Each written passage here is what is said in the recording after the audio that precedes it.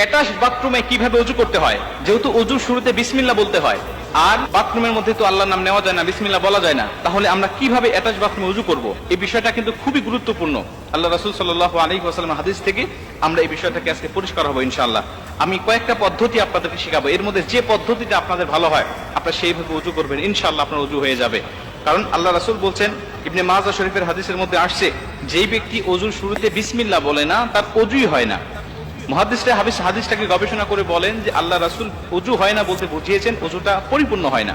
এখন ওযু হয় না অথবা পরিপূর্ণ হয় না, দুটো কথা একই। আমার যদি ওযু না হয় তাহলে আল্লাহ পাকের দরবারে আমরা যে নামাজ আদায় করছি প্রত্যেকটা দিন, আমাদের নামাজও হবে না। ওযু না হলে নামাজ হয় না। এর জন্য ওযুটাকে কমপ্লিট করতে হবে, ওযুটাকে পরিপূর্ণ করতে হবে। এখন এই ওযুটাকে কিভাবে পরিপূর্ণ করব? কারণ আমাদের অনেকের বাসায় অ্যাটাচ বাথরুম আছে, নিজের বাসায় না থাকলে আত্মীয়দের বাসায় গেলে অ্যাটাচ বাথরুমে ওযু করতে হয়, বা অফিস আদালতে গেলে অ্যাটাচ বাথরুমে ওযু করতে হয়, হোটেলে গেলে, কোথাও ঘুরতে গেলে আমাদের অ্যাটাচ বাথরুমে ওযু করতে হয়। তাহলে এই মাসআলাটা আমাদের সকলে জানতে হবে।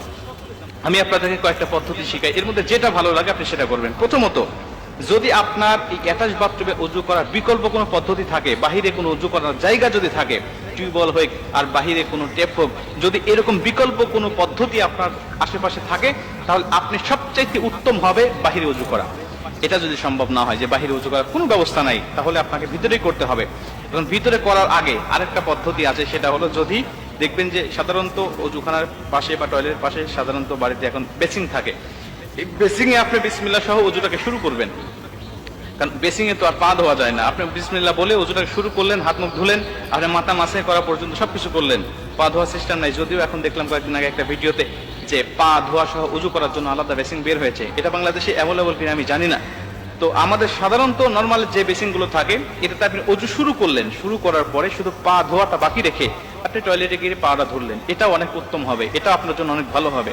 যদি এটাও সম্ভব না হয়, তাহলে আপনি 3 নম্বরে আপনি একটি কাজ করবেন, আপনার বাথরুমের যে টেপ আর যে কমোড, এটা হাই কমোড হোক আর লো কমোড হোক, এর মাঝামাঝি একটা কাপড় দিয়ে পর্দা দিয়ে দিবেন।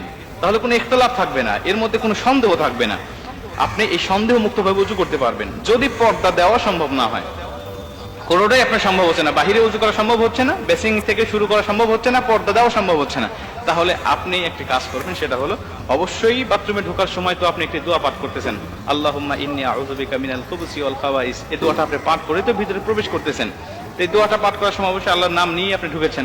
ঢোকার পরে আপনি ওযু করার সময় অবশ্যই দিলে দিলে, যেভাবে আমরা টয়লেটের মধ্যে ইস্তেগফার পাঠ করি, এটা তো পড়তে হয়, আপনারা সকলেই জানেন যে দিলে দিলে ইস্তেগফার পড়তে হয় বিভিন্ন খারাপ জিন, বিভিন্ন খবিস খান্নাসের হাত থেকে বাঁচার জন্য। ওইভাবে দিলে দিলে আপনি ওযু শুরুতে আপনি বিসমিল্লাহ পাঠ করবেন, মুখে উচ্চারণ করে নয়, দিলে দিলে। এরপরে ওযু থেকে বের হয়ে এসে, টয়লেট থেকে বের হয়ে এসে আপনি বের হওয়ার সময় দোয়া পাঠ করলেন, এবং বের হয়ে এসে ওযুর শেষে যে কালেমা শাহাদাতটা পাঠ করতে হয়, এই কালেমা শাহাদাতটা পাঠ করবেন। ইনশাআল্লাহ আশা করা যায় যে আপনার ওযুটা হয়ে যাবে। কারণ আমাদের এখন বর্তমান টয়লেটগুলোতে এত নোংরা থাকে না, পরিষ্কার থাকে। অতএব আপনি এইভাবে ওযু করলে ওযুটা হয়ে যাবে ইনশাআল্লাহ। তবে মনে রাখবেন, সবচেয়ে উত্তম হবে বিকল্প কোনো ব্যবস্থা করা। যদি না থাকে, তাহলে পরবর্তীতে আপনার ধাপে ধাপে যেটা আপনার জন্য সহজ হয়, এই সহজ পদ্ধতিগুলো অবলম্বন করে অবশ্যই ইবাদতগুলো করবেন। আল্লাহ পাক অবশ্যই